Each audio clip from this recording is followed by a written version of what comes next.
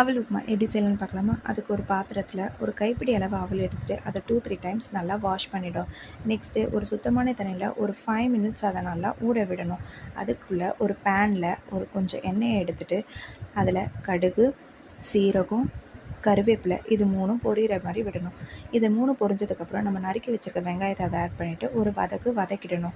இதுக்கு நடுவில் நான் உளுத்தம்பருப்பையும் கடலப்பருப்பையும் நல்லா வறுத்து போட மறந்துட்டேங்க. அதனால் அதை தனியாக ஒரு பாத்திரத்தில் நல்லா வறுத்து எடுத்து அதையும் இதில் ஆட் பண்ணிக்கிட்டேன்.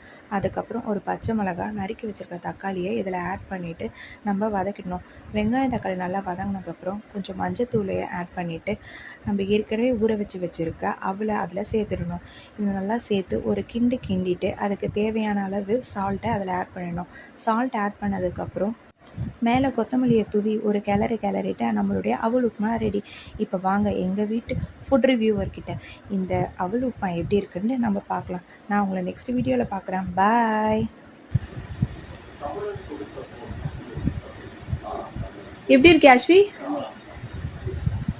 யாஷ் எப்படி பாருக்கு?